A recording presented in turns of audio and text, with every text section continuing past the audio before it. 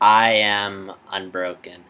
As you can tell by the title, this is my Unbroken review, and you're probably wondering why am I reviewing this film that came out 10 years ago? Aren't you like doing your Oscar mark? And here's the thing. I wanted to go see American Sniper. I wanted to go see it last weekend, but it sold out, so I'm like, okay, I'm gonna go see Birdman this week, and then I'll go see American Sniper next weekend.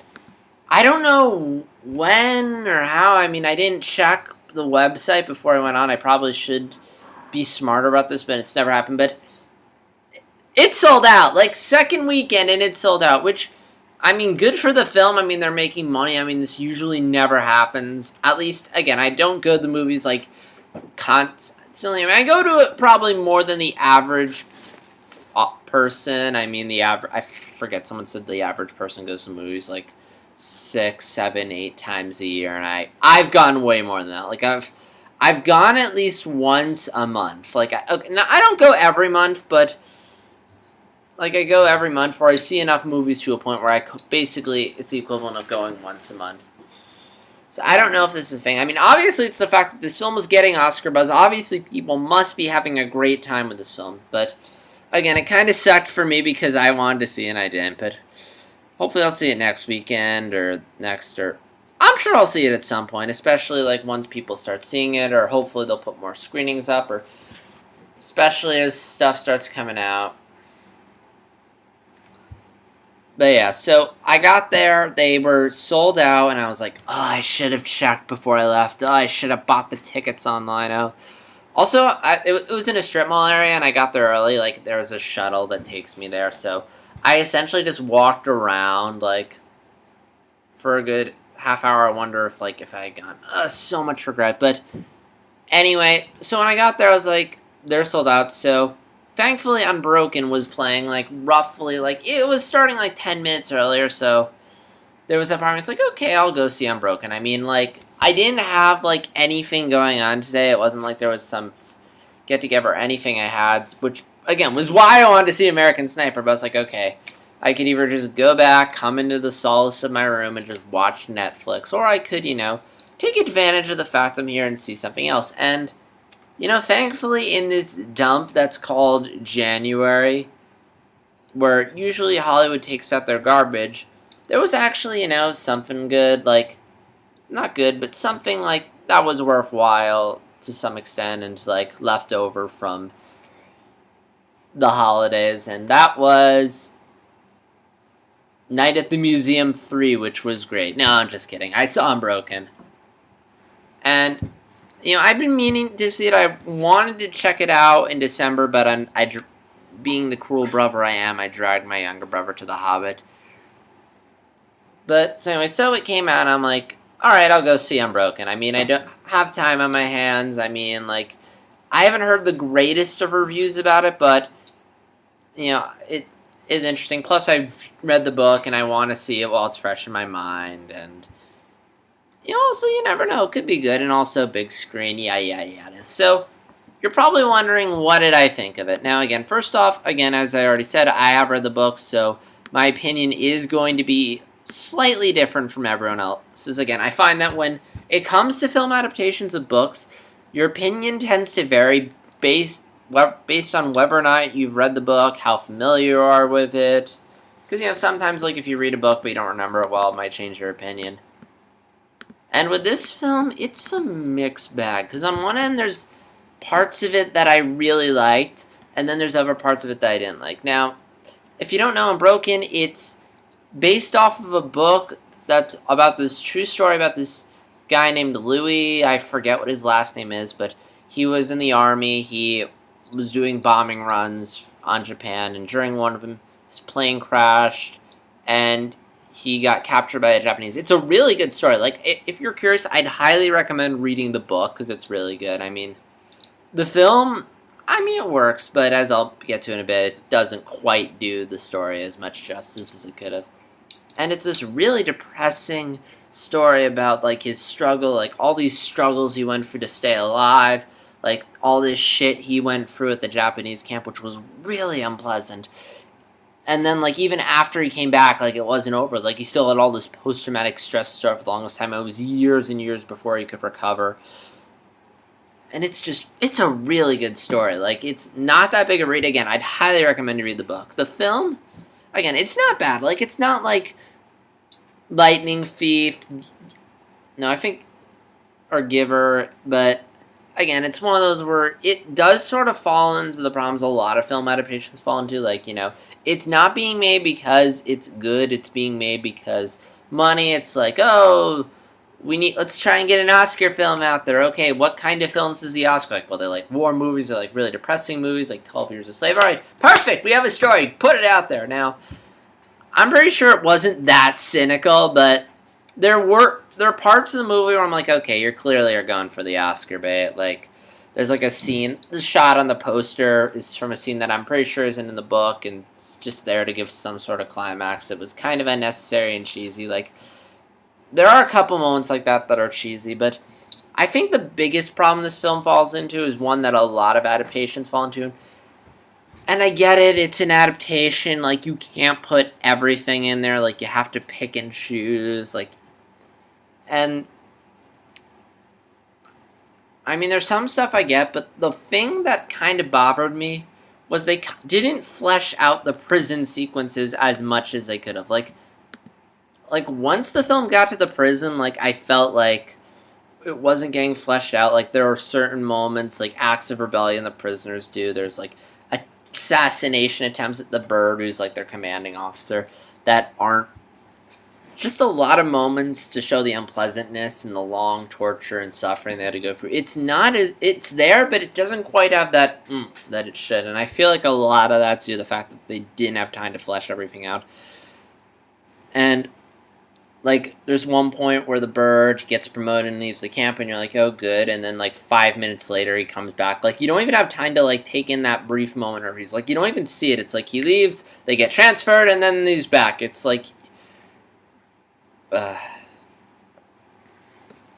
I feel like it would have worked better as a miniseries. I mean, you don't need to make this, like, split this into 3 movies, Hobbit treatment, but, a miniseries, like, 30, 40-minute episodes, like, 6, 7 episodes, I feel like that would be a reasonable amount of time to get the story across. I mean, obviously you'd have a less budget, and you won't be able to have some of the impressive set pieces and scenes that this film has, but in terms of effectively getting everything across, from him as a child to, like, the prison to his post after, I feel like that would be the best way to get it across, because as it is, it's like the film, like, it starts out and it's like doing a good job getting everything, and then, like, about a third way into the movie, it just sort of starts cutting, jumping around a bit, and it flows fine. Like, it doesn't feel like, okay, I'm missing something, but there's the rescue,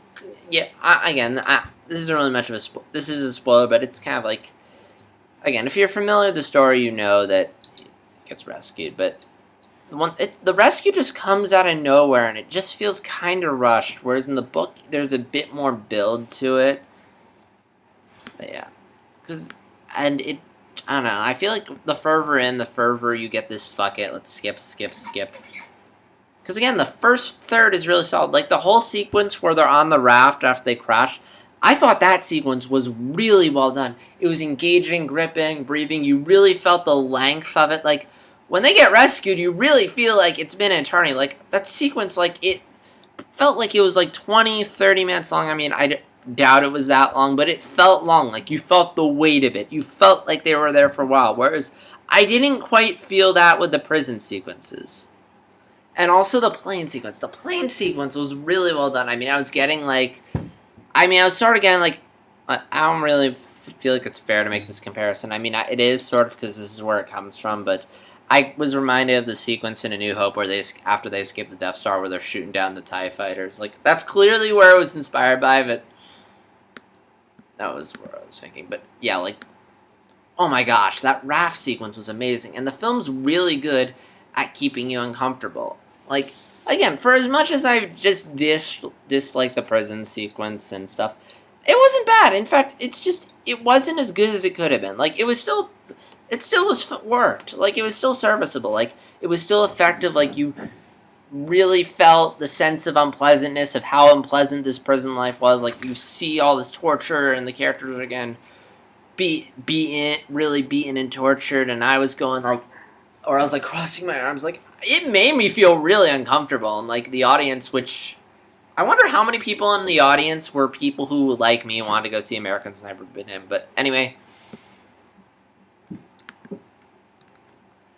But yeah, there was this, like, or,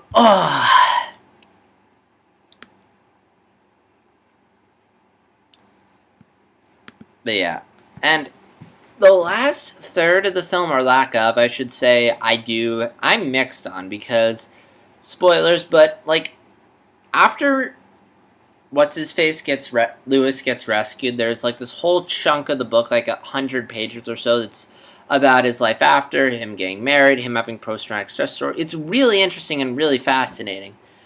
And I'm mixed, because the film, I mean, I kind of guessed this. I mean, especially once they broke out, I checked my watch to see how much time was left, and I saw, like, the film was, like, practically over. So I'm like, okay, let me guess. They're probably just going to use, like, you know how in biography films, how oftentimes they'll just, like, put text up saying, like, what? This is what happened to this character. This is what happened to this character. You know, like, stuff that happened, but, the story they want to tell is over, so... Now it is. That's what essentially they do. They sort of just gloss over the last third and just briefly mention all this stuff. And, you know, I get it. It's like, you want to make the film flow better. You don't have time to include everything. And, like, you know, I guess the film works just focusing on his prison life. But, again, it's one of those where, as a fan of the book, it's like, that stuff was really important, really crucial, and also really well done. And there's that part of me that wanted to see that. That sort of felt like cheated, just seeing it glossed over in text. Like, oh yeah, this happened. Like, he has all this post-traumatic stress disorder, and yada yada yada. I'm like, come on. Like, I did feel kind of cheated.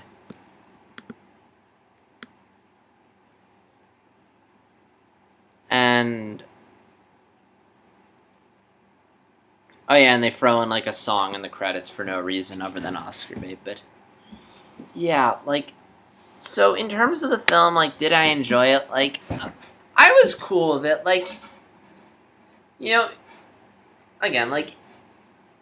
the fact that there was something there that I mean, like, there's that part of me that is kind of bummed I didn't get to see American Sniper, and... I guess that's part of it, but at the same time, it's like... you know, for, like... American Sniper got sold out, so I had to go and see this. It wasn't that bad. Like, again, there were parts of it I thought were really good. And, again, even the weakest part, it's not bad. It's just sort of, eh. And, again, like, there's some great moments in this film. Like, great sequences. Visually, it looks great. The acting's really good. The costumes are really good. Like, it's well done. It's just, it doesn't have that kick. So... and again, like, it's not like one of the worst. I mean, it's not like one of those, oh, that was a waste of my time. Oh, I could have been seeing this, but instead I saw this. It's like, I mean, I could have seen that, and I would have preferred if I saw American Sniper, but, you know, for what I got, it wasn't bad. There was some value I got out of it. And as to whether or not I'd recommend it, I mean, again, if you're interested, go check it out. I'm sure you'll be cool with it. Like, if you're interested in hearing the story, I'd recommend going to see it, because this is a very interesting story, and if you don't feel like reading the book, like, you know, like, although I feel like you should read the book just because the film does lose some of the stuff. But, again, if you're curious and you want to read, go. You'll pretty much understand, get the gist of it. You won't be confused that much. And, again, you'll probably enjoy it more than me just because you haven't read the book, and you'll probably enjoy it more. But if you have read the book, again, if you're curious, go check it out, but you probably will be a little disappointed at some of the changes. And, yeah.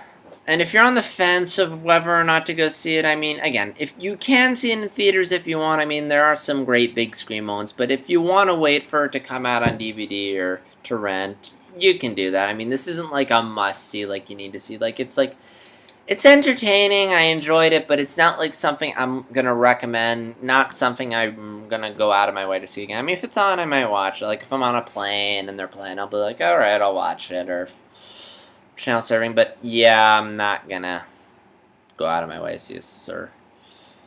And I can see why it didn't get much Oscar buzz. It's serviceable, but nothing special. And so hopefully this will just make American Sniper feel that much more awesome. I mean, I keep hearing wonderful things about it. And yeah, it was really good. So, real quick, I'm going to sum up the trailers I saw. So, you can peace out if you don't want to hear it. There are like 2 or 3 trailers they showed that are not going to mention on here just because I didn't see them. Like, I walked in like a couple minutes late, which normally I don't do for films, but in this case it was sort of like an emergency. Yeah, so the trailers I did see were Jurassic World, which...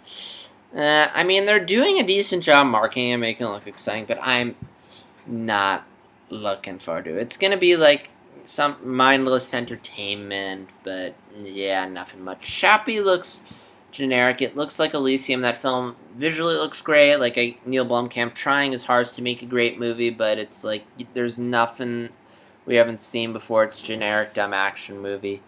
And still else, it doesn't look like my kind of flick, but I'm happy that Kristen Stewart's getting more work and that she's moving on and redeeming herself from Twilight. Which I haven't seen, but I've heard it's bad. And that's pretty much all I have to say. I'm going to have a link to my written review in the description. I haven't written it yet, but by the time this uploads, it'll probably be almost done and finished. And yeah, that's pretty much all I have to say. So leave your thoughts on Unbroken in the comments below.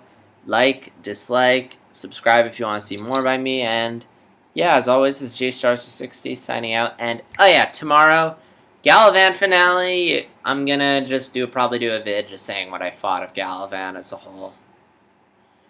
Which, is it the worst thing ever? You'll have to wait and see. So, until then, though, this is JStar60 signing out, and